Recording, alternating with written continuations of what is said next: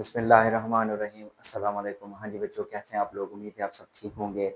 आज के इस लेक्चर में हम लीनियर थर्मल एक्सपेंशन को डिस्कस करते हैं और आज का ये लेक्चर बहुत ही इंपॉर्टेंट होने वाला है क्योंकि ये लॉन्ग क्वेश्चन है। चलिए शुरू करते हैं। लीनियर थर्मल एक्सपेंशन, ये हेडिंग हो गई। इसकी definition: the change in the length of a substance on heating is called linear thermal expansion.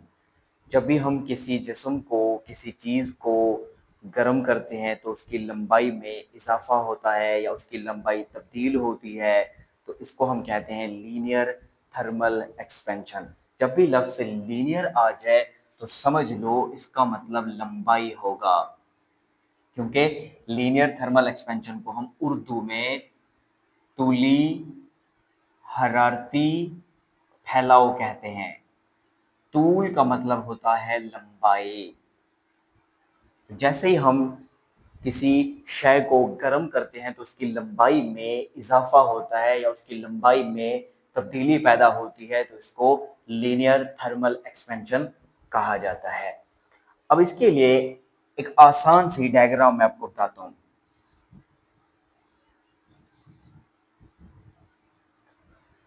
फर्ज करें हमारे पास एक मेटल रॉड है जिसका टेम्परेचर T है, ओरिजिनल टेम्परेचर T। इस ओरिजिनल टेम्परेचर T पे उसकी जो लेंथ है, जिसको हम ओरिजिनल लेंथ कहते हैं, वो L0 है और उसका टेम्परेचर T0 है। जैसे ही हम इस मेटल रॉड का टेम्परेचर बढ़ाएंगे, इसे गर्म करेंगे, तो इसकी लंबाई में इजाफा पैदा होगा।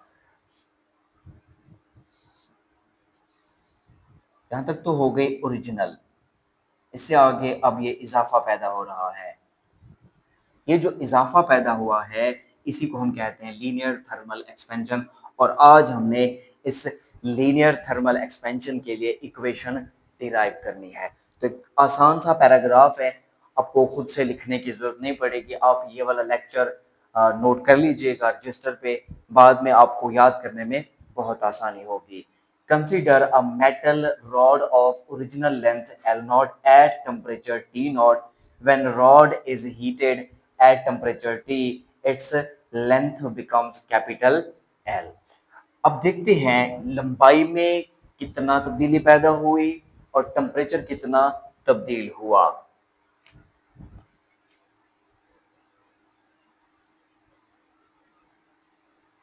Change in length is delta L is equal to L minus L naught. Similarly, change in temperature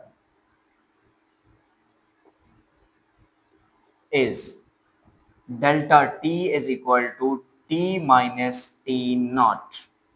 याद कर लें, जब भी हम तब्दीली फाइंड आउट करते हैं तो इनिशियल में से फाइनल को सब्ट्रैक्ट किया जाता है। ये फाइनल लेंथ है और ये इनिशियल लेंथ है, ये फाइनल टेम्परेचर है और ये इनिशियल टेम्परेचर है। So delta L is equal to L minus L naught and delta T is equal to T minus T naught. अब कहानी शुरू हो रही है इक्वेशन के लिए।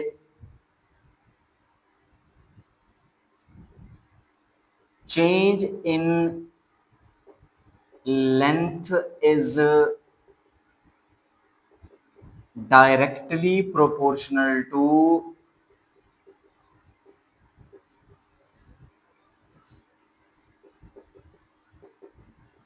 original length and also directly proportional to change in temperature।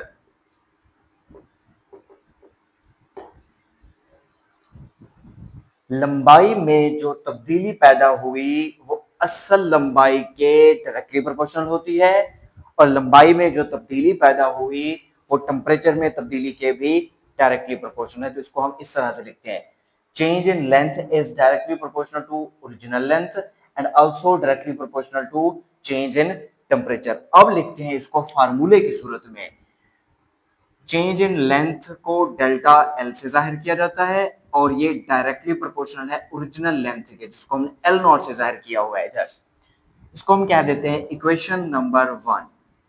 Similarly change in length is also directly proportional to change in temperature। तो इसको फार्मूले की सूरत में इस तरह से लिखा जाएगा, delta L is directly proportional to delta T. This is equation number 2। अब लिखते हैं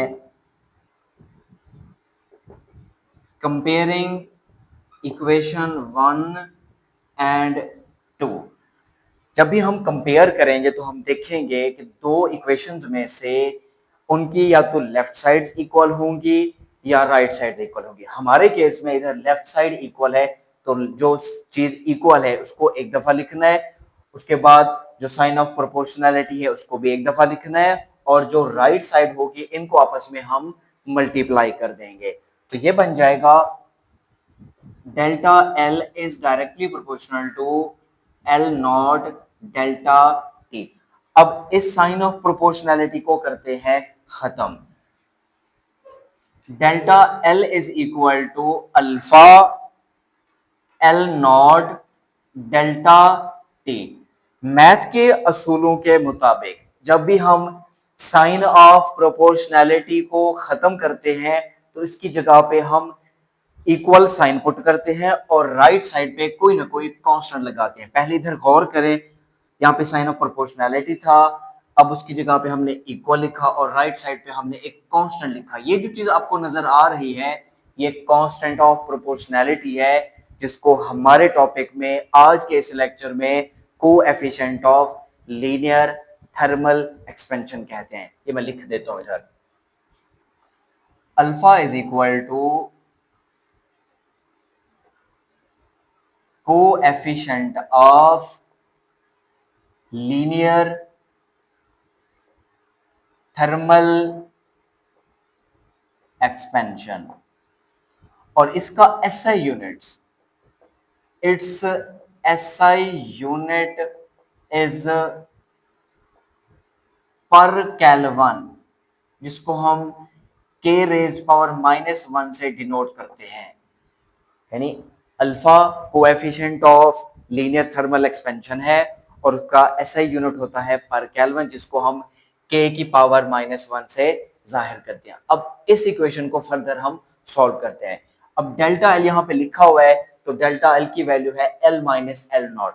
इस फार्मूले में सिर्फ और सिर्फ डेल्टा एल की ये वाली वैल्यू पुट करनी और कुछ भी नहीं करना। तो ये आ जाएगा L minus L naught is equal to alpha L naught delta T. अब एल नॉट यहाँ पे माइनस का है, दूसरी साइड पे जाएगा तो ये प्लस में हो जाएगा। L is equal to L naught plus alpha L naught delta T. अब राइट साइड पे एल नॉट कॉमन है, इसको हम कॉमन ले लेते हैं। L is equal to L naught into 1 plus alpha delta T. This is the final relation for linear thermal expansion. Linear thermal expansion के लिए ये फाइनल इक्वेशन है, आखिर में लिखना लाजमी होता है।